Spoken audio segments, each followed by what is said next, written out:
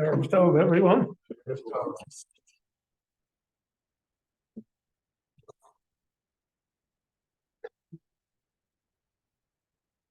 Yeah.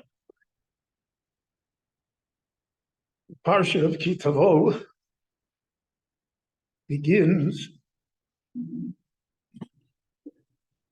with a short recitation of the narrative of Jewish history. Interesting to note, the Jewish farmer comes to Eretz Yisrael, Vayoki Tavo al Haaretz, and you'll plant, and you'll be successful, and you'll have produce, and you'll bring your produce, whether as, well, no, it's good. It's not you. Different gadget.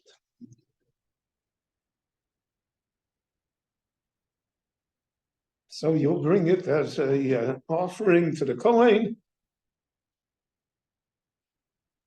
But before it is accepted, you have to have a recitation.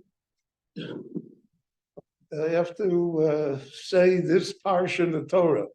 Now, the parsha that he says, the words that he says, are the words that we use every Pesach at the Seder. And in the recitation of those words in the Seder night, we expand and we say what the words mean in their expanded sentence, in the sense of drush almost. So this is a basic parsha. So why does the Torah require it here? What does it have to do with the farmer? The parsha beginning, Arami Oved Ovi, Vayer Mitzrayim, Vayogu Shom, Vayishom Goy Godu, the whole parsha. What's it got to do with him? We would say that the farmer, if he brings this gift to the Kohen, to the Beis Hamikdash, so it should be like a Mizmor L'Soda parsha of Thanksgiving. That the Lord gave us a bounty year, that we have we had rain, we had all the necessary ingredients. There's no field of human endeavor that is as difficult as agriculture, because agriculture is dependent on natural forces that we do not control. So we have irrigation, we have all sorts of things. We have pest control, etc., etc. But at the end of the day, it's an uncertain profession. I saw an interview with a farmer from Kansas that his entire wheat crop was eaten by locusts this year. So imagine his investment and the work that went into it. And he said in 3 days, the locusts ate everything.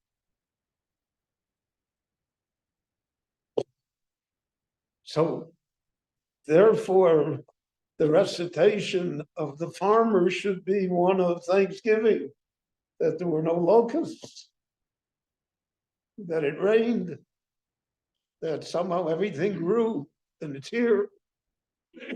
We take it all for granted. My father of blessed memory told me that until he was 23 years old, and he came to Eretz Yisrael to learn, he never saw a tomato in his life. He never saw a banana. They didn't grow in Lita. And nobody was importing them either. And he said one of the wonders of Eretz Yisrael to him when he came here was that there were agvoniyot, there were tomatoes. We expect that every grocery store should have tomatoes. And the same thing is true of many, many items here in Eretz Yisrael. I remember yet when I came that it didn't exist.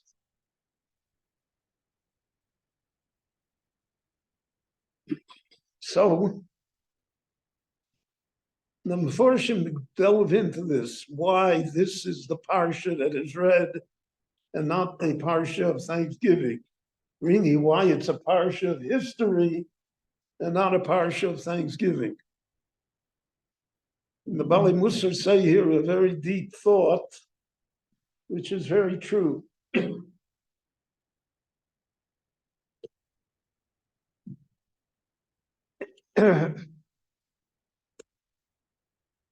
Simply because of the fact that the farmer has invested so much, that he has risked so many things in order to produce the crop. Simply because of the fact that it's, so to speak, the real product of his labors. Doesn't grow wild. You have to cultivate it. You have to create it. You have to nurture it and take care of it, to harvest it. So therefore, people who accomplish things, or at least they feel they accomplished something, always see themselves in the present. Person writes a book. So before he wrote the book, that book never existed. So he created something. When a person creates something, he thinks that it begins with him. The whole story begins with him. And the Torah wanted to emphasize that nothing begins with only the person. There's a past that's always involved. And without the narrative of the past, you cannot appreciate the present, and you certainly will have an uncertain future. So, we came there in Israel. The Dor HaMidbar didn't. My ancestors never came. They never did anything. And I worked, and I toiled, and I created this produce. So therefore, it begins with me. But nothing begins with me. One of the great ideas in life is that we're part of a chain, a part of a process, part of a stream that began long before us and will continue after us. We're not the defining moment itself. So this farmer who, because of his efforts, was able to create this produce and was able to achieve it, the Torah says you'll bring your offering to the Kohen, or Nisov Amarta, and you will say as follows, Arami Oved Ovi. The whole story began with Avram, with Yaakov. It's a difference in the Meforshim who the Arami Oved is here, whether it's Avram Avinu or Yaakov Avinu. But it didn't begin with me. And there was a lot of suffering on the way. And we were avodim to Paro and Mitzrayim. The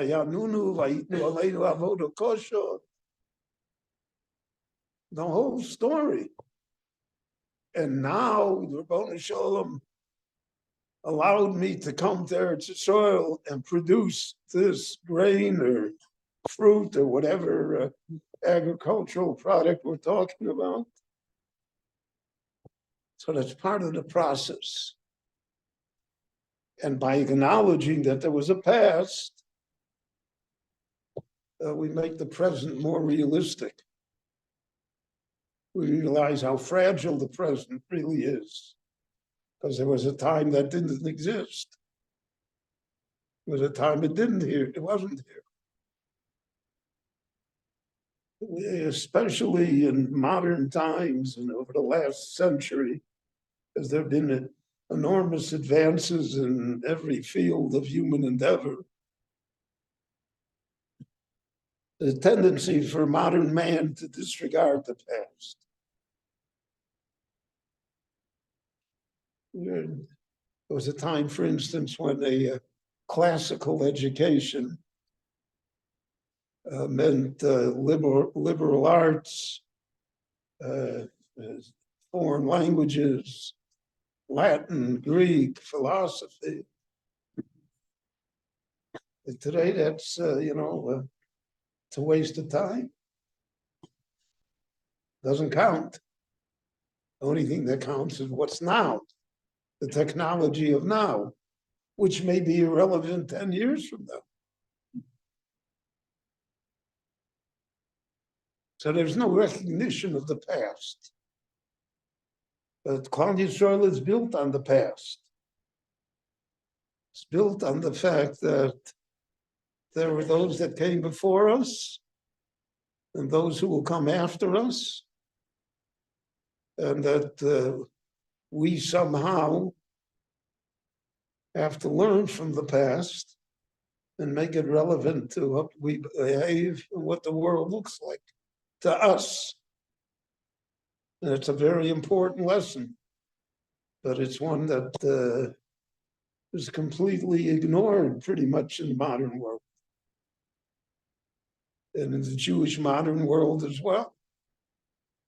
We are so enamored by innovation that we are willing to forget memory completely, as though it doesn't exist.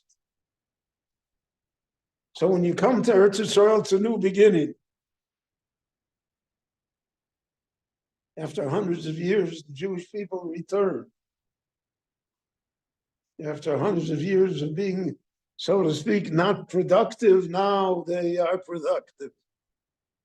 Now they have farms and fields and produce. So it's a moment of pride, of self-pride, of look what we accomplished. And it is a tremendous accomplishment. But on the other hand, there was a beginning somewhere. Didn't begin with you. And by remembering where it began and with whom it began, we therefore give it a different plane of thought. We appreciate it on a different level. So again, I use my father as an example. I used to watch my father peel a banana. He peeled the banana lovingly, like the banana was a miracle. Because to him it was. It didn't exist before. So the past dictates how we address the present. And in our time, that's a very, very important lesson. And it's a lesson that has to be learned over and over and over again, because it has many different ramifications, personally and nationally, and in the society. It's something that should always be remembered. That's why the Torah said, we mentioned it last week, remember the Shabbos, remember Amalek, remember Miriam, remember Mitzrayim. Why? The Torah wants the past to be with us. because as long as it's with us, then it somehow enlightens the present. If there's no past, there's very little chance for there to be a good future.